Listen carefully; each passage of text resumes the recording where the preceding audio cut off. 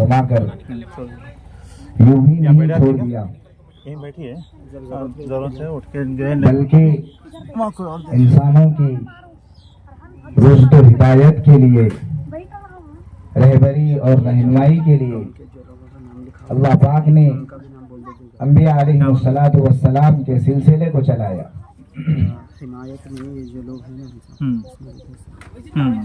अंबिया अलैहिस्सलातु वस्सलाम अल्लाह के हुक्म से इंसानों की रहबरी फरमाते हैं, इंसानों को राय हिदायत पर लाने की फिक्र करते हैं, कोशिश करते हैं। हजरत आदम अलैहिस्सलातु वस्सलाम से लेकर मेरे और आपके आका सरकार दो आलम सल्लल्लाहु अलैहि वसल्लम तक अंबिया अलैहिस्सलातु वस्सलाम का सिलसिला चलता रहा। हर पैगंबर, हर नबी अपने दौर में इस जहां में आता और आकर अल्लाह के बंदों को, अल्लाह को राजी करने वाले रास्ते पर चलाने की फिक्र करता और कोशिश करता। अंबिया अलैहिस्सलातु वस्सलाम का सिलसिला अल्लाह के रसूल सल्लल्लाहु अलैहि वसल्लम पर खत्म हो जाता है। अल्लाह के रसूल सल्लल्लाहु अलैहि वसल्लम आखिरी नबी और आखिरी पैगंबर और आखिरी रसूल हैं। आपके बाद इस दुनिया में कोई पैगंबर पैदा नहीं होगा, कोई नबी पैदा नहीं होगा। मेरे मोहतरम सामईन किराम, अंबिया अलैहिस्सलातु वस्सलाम का सिलसिला तो खत्म हुआ, लेकिन अंबिया की विरासत खत्म नहीं हुई। अंबिया अलैहिस्सलातु वस्सलाम की विरासत के सिलसिले को अल्लाह पाक चला रहे हैं और क़यामत तक चलाते रहेंगे। हमारी ये जो मजलिस, हमारा ये जो यहाँ जमा होना है, ये इल्म की निस्बत से है, कुरान और हदीस की निस्बत से है। इस जहां में जितने उलूम पाए जाते हैं, वैसे तो हर इल्म का हासिल करने वाला इस जहां में कामयाब होता है, तरक्की करता है, लेकिन सारे उलूम का सरदार दीन इस्लाम है, कुरान और हदीस का इल्म है। हम इसी इल्म के निस्बत से यहाँ जमा हुए हैं। अल्लाह के रसूल सल्लल्लाहु अलैहि वसल्लम ने फरमाया, जब कोई दीन की तालीम हासिल करने की गरज से निकलता है, जब तक वो दीन की तालीम हासिल करके वापस अपने घर नहीं लौटता, गोया कि उस वक्त तक वो फी सबीलिल्लाह, अल्लाह के रास्ते में जिहाद कर रहा है। अल्लाह रब्बुल इज्जत ने कुरान मजीद के अंदर खुद फरमाया है कि अल्लाह पाक तुम में से ईमान वालों के दर्जात को बुलंद करते हैं और इसी तरह इल्म वालों के दर्जात को बुलंद करते हैं। इस आलम के अंदर सारी इंसानियत में सबसे अफजल और आला मकाम वो ईमान वालों का है। ईमान वाले जब तक इस जहां में बाकी रहेंगे, उस वक्त तक अल्लाह पाक इस दुनिया के निजाम को चलाते रहेंगे। और ईमान वालों के साथ साथ जिसके दर्जात बुलंद हैं, जिससे अल्लाह पाक, मेरे मोहतरम सामईन किराम, अल्लाह पाक ने कुरान मजीद के अंदर एक मकाम पर फरमाया, युतिल हिकमत मन यशा व मन युतिल हिकमत फकद ऊतिया खैरन कसीरा। अल्लाह पाक अपने बंदों में से जिसको चाहते हैं इल्म और हिकमत से जो है नवाजते हैं, इल्म और हिकमत की दौलत से जो है माला माल फरमाते हैं। और जिसको अल्लाह पाक इल्म और हिकमत की दौलत से माला माल किए, गोया कि उसको बहुत बड़ी भलाई अल्लाह पाक अता की। हर मुसलमान को, हर ईमान वाले को दीन की तालीम हासिल करने की जो है फिक्र करना है। हजरत अबू दरदा रजी अल्लाह अन्हु के जमाने में, हजरत अबू दरदा रजी अल्लाह अन्हु मुल्क शाम में हदीस का दर्स दे रहे हैं, हदीस जो है पढ़ा रहे। एक साहिब मदीना मुनव्वरा से हदीस की तालीम सीखने की गरज से जो है मुल्क शाम का सफर किए, एक हदीस की तालीम हासिल करने के लिए मुल्क शाम का सफर किए। حضرت ابو دردہ رضی اللہ عنہ کو جب معلوم ہوا کہ فلاں صاحب ایک حدیث کی تعلیم حاصل کرنے کے لیے، ایک حدیث کو سیکھنے کے لیے جو ہے اتنا لمبا سفر کیے ہیں، جب تصدیق کے ساتھ یہ بات پکی ہو گئی، حضرت ابو دردہ رضی اللہ عنہ نے یہ روایت کو بیان کیا۔ اللہ کے رسول صلی اللہ علیہ وسلم نے فرمایا کہ اگر کوئی ایک حدیث کو حاصل کرنے کے لیے بھی اگر سفر کرتا ہے تو وہ گویا کہ جنتی ہے۔ الحمدللہ یہ علم والوں کی مجلس ہے، علم حاصل کرنے والوں کی مجلس ہے۔ قرآن اور حدیث کی علم کی نسبت سے جو ہے یہ مجلس سجی ہے۔ اللہ رب العزت نے قرآن مجید کے اندر فرمایا قُلْ هَلْ يَسْتَوِي الَّذِينَ يَعْلَمُونَ وَالَّذِينَ لَا يَعْلَمُونَ، آپ کہہ دیجئے کیا علم والے اور غیر علم یعنی علم حاصل کرنے والے جو علماء ہیں اور جو علم حاصل نہیں کیے ہیں کیا وہ برابر ہو سکتے ہیں؟ ہرگز برابر نہیں ہو سکتے۔ میرے محترم سامعین کرام، ہر مسلمان کو جو یہ فکر کرنا ہے، اللہ کے رسول صلی اللہ علیہ وسلم نے فرمایا طلب العلم فریضۃ علی کل مسلم و مسلمہ، ہر مسلمان مرد اور عورت پر دین کا علم حاصل کرنا فرض ہے، ضروری ہے، ہر مسلمان پر ضروری ہے۔ علم والوں کی دونوں جہاں میں قدر و منزلت ہے، دونوں جہاں میں۔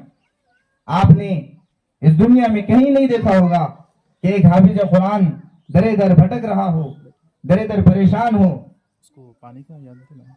اور ہر ایک کے سامنے محتاج بن کر کے جو ہے ظاہر ہو رہا ہو، ایسا آپ نے کہیں نہیں دیکھا ہوگا، اور انشاءاللہ قیامت تک دیکھ بھی نہیں سکتے، اس لیے کہ جس کے سینے میں قرآن کی تعلیم ہوگی، جس کے سینے میں قرآن ہوگا، اللہ پاک اس کو کبھی کسی کا محتاج نہیں بناتے، اللہ پاک اس کو در در کبھی نہیں بھٹکاتے۔ اللہ رب العزت علم والوں کے درجات کو بلند کرتے ہیں،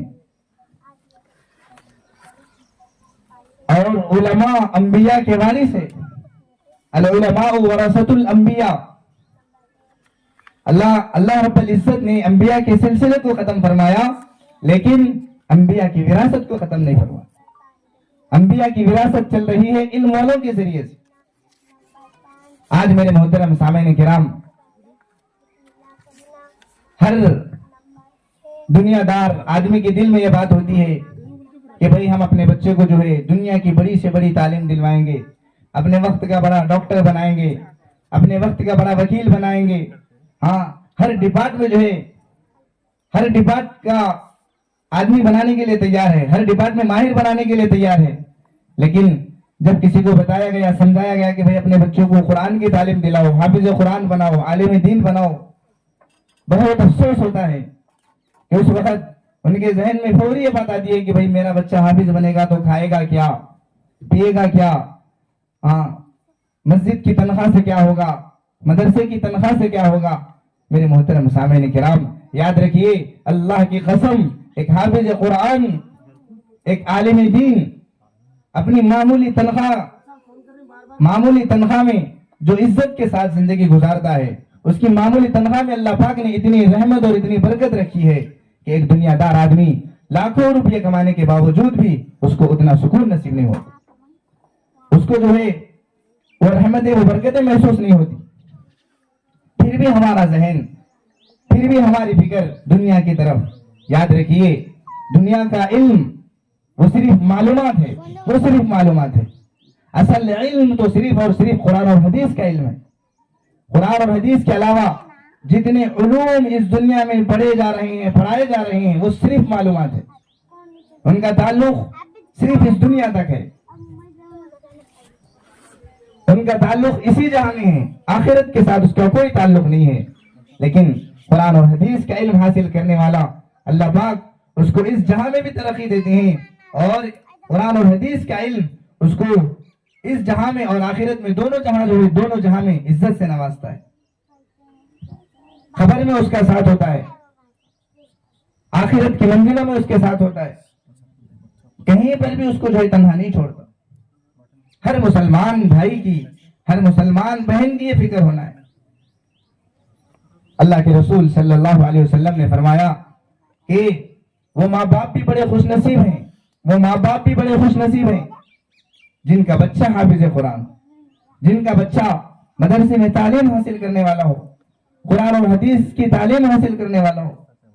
کل قیامت کے دن اللہ پاک ان کے ساتھ ایسا معاملہ فرمائیں گے کہ دیکھنے والے یہ تصور کریں گے کہ ہو سکتا ہے یہ کوئی نبی ہوں گے، ہو سکتا ہے یہ کوئی پیغمبر ہوں گے، لیکن اس وقت ان کو کہا جائے گا یہ کوئی پیغمبر نہیں ہے، یہ کوئی رسول نہیں ہے، یہ کوئی نبی نہیں ہے، بلکہ یہ حافظ قرآن کے والدین ہیں۔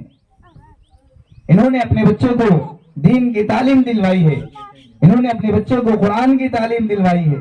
میرے محترم سامعین کرام، یہ قرآن کی تعلیم کا مقام ہے، قرآن کی تعلیم کا مرتبہ ہے۔ آج کا مسلمان دین سے بالکل دور ہوتا جا رہا ہے، قرآن کی تعلیم کی فکر نہیں ہے، حدیث کی تعلیم سیکھنے کی فکر نہیں ہے، حدیث کی تعلیم کی فکر نہیں ہے۔ کتنے لوگ ایسے ہیں، ہم اپنے خاندانوں میں دیکھیں گے، ہم اپنے اڑوس پڑوس میں دیکھیں گے، ہم اپنے گھروں کے اندر خود دیکھیں گے کہ کسی کی عمر 40 سال ہو چکی ہے، کسی کی عمر 50 سال ہو چکی ہے، کسی کی عمر 60 سال ہو چکی ہے، اللہ اکبر، ان کو قرآن کی توفیق نہیں ہوئی، قرآن پڑھنے کی توفیق نہیں ہوئی، سیکھنے کی طرف بھی نہیں ہے، قرآن کی تعلیم حاصل کرنے کی طرف اور فکر بھی نہیں ہے۔ یہ بے دینی ہے، یہ دین سے دوری ہے۔ میرے بھائیوں، یہ دنیا معمولی ہے، دنیا کی ترقی کو آج کا مسلمان بہت بڑی ترقی سمجھ رہا ہے، دنیا کے عہدے کو بہت بڑا عہدہ سمجھ رہا ہے، دنیا کی کامیابی کو بہت بڑی کامیابی سمجھ رہا ہے۔ یاد رکھیے، دنیا کا عہدہ یہ اصل کامیابی نہیں ہے، دنیا کی پراپرٹی یہ اصل کامیابی نہیں ہے۔ ایسی پراپرٹی، ایسا مال و دولت، ایسے عہدے، ہم سے پہلے بہت سارے بڑے بڑے بادشاہ گزرے ہیں جن کے پاس دولت بہت کچھ تھی، جن کے پاس ہر طرح کا سرمایہ تھا، سب کچھ تھا، لیکن وہ کامیاب نہیں ہوئے، ناکام ہو گئے، نامراد ہو گئے۔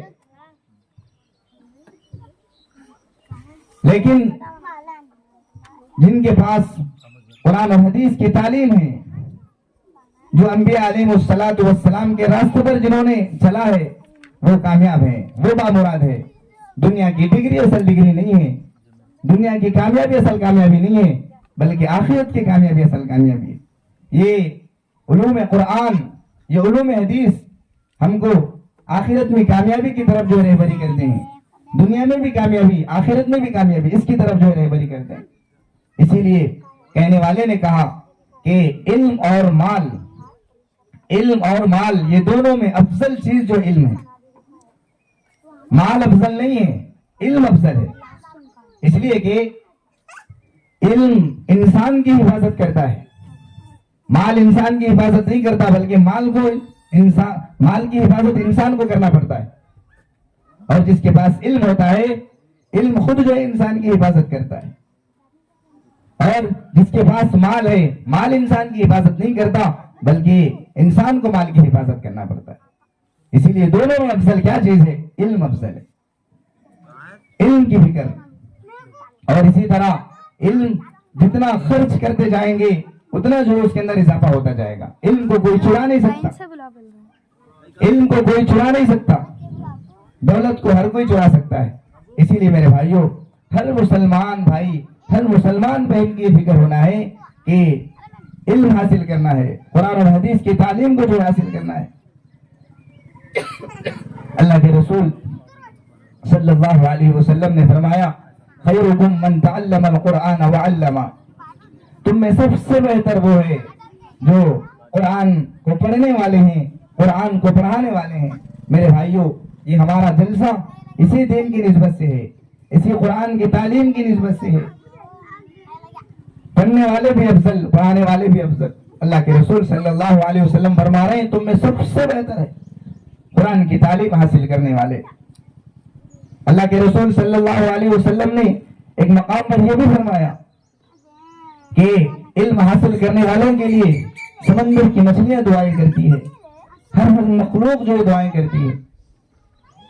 اور پیارے رسول صلی اللہ علیہ وسلم نے یہ بھی فرمایا کہ ایک عالم کی فضیلت ایک عابد پر فضل العالم علی العابد کفضل القمر علی سائر الکواکب، کہ ایک عالم کی فضیلت ایک عابد پر، عابد یعنی عبادت گزار ہے، تہجد گزار ہے، پانچوں نمازوں کا سنن و نوافل کے ساتھ اہتمام کرنے والا ہے، کوئی نماز اس کی قضا نہیں ہوتی ہے، ہر دن قرآن کی تلاوت ہوتی ہے،